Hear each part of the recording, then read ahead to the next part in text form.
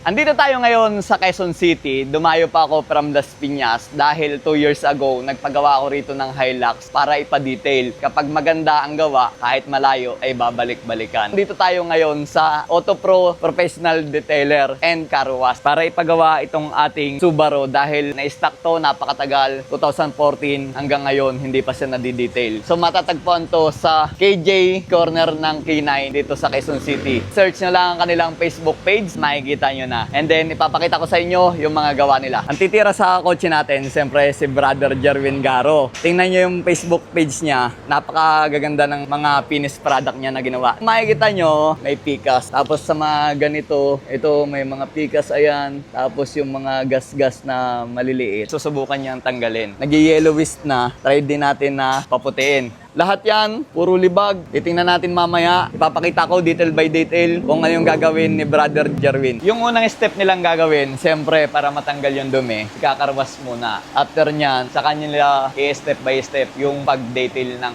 ating mga pintura. Pagdating naman dito sa headlight, ang diskarte nila sa mga naninilaw na headlight, ganito talaga to katagalan, nabibilad sa araw, nag-yellowish. So first step na gagawin niya, manipis na liha yung ginagamit niya, nasa 2,000 yata yan. And then mamaya ibabap niya. Tinira niya na yung kalahating panel dun sa boundary ng sticker para ipakita sa inyo. Pupunasan na niya, tapos papakita ko sa inyo yung after. Ayun na, tinanggal na niya yung boundary. Ito na yung before and after niya. Ito yung kahit kuskusin natin, ang dumi. Kitang-kita niyo yung guhit na to. Ayan o. Ito yung libag. Acid rain niya na kumapal na. Tapos ito yung after nating ma-detail. Ganyan siya. Ito naman yung headlight. At ito naman yung nagawa nila. O diba? Nawala yung paninilaw. Pinakita lang natin yung sample, pero titiranin mo na yung buong sasakyan.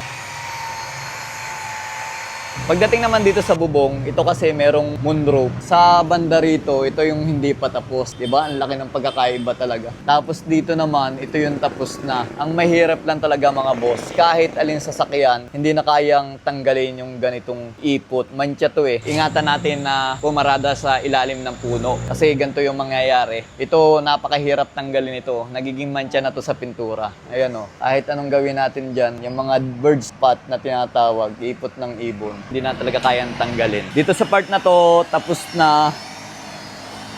Tapos sa banda rito, kung mapapansin nyo, malabo pa. Talagang panel by panel yung kanilang pagkakatirada. Tapos tatakloban nila yung mga dapat hindi tamaan ng buffing katulad nito.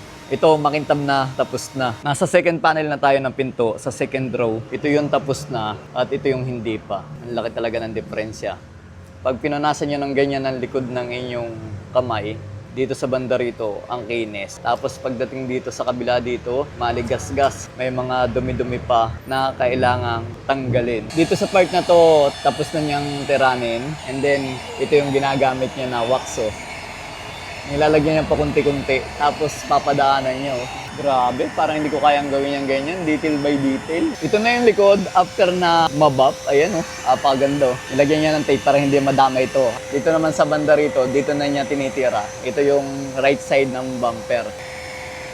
So dito naman sa loob, mapapansin nyo, ayan, may pikas. Kasi ang disadvantage ng gano'n, nagkakaroon kasi ng moist to. Tapos tutulo dito yung moist. Kaya nagkakaroon ng dumi. Ayan na, tinitira ni Brother Jerwin. Pang interior detailing talaga yan. Chemical lang pala yun. Pero pag tayong gagawa, parang hindi matatanggal. So ayan mga boss, inabot na tayo ng gabi. Pero worth it naman yung pag-aantay ko. Sa mga gustong mag-avail dito sa AutoPro, meron din silang papinturahan sa Max Garage. Iba yung kanilang Facebook page. Pwede nyo silang i-PM. Akala ko wala nang pag-asa. Akala ko hindi na matatanggal yung mga acid rain na nakadikit na natagalan ng ilang panahon. Pero worth it. Ito yung resulta ng magandang gawa nila. Sa mga gustong mag-avail na katulad nito, ang price range ay depende sa inyong sasakyan. Kaya PM nyo lang. AutoPro Professional Detailer and Car Wash.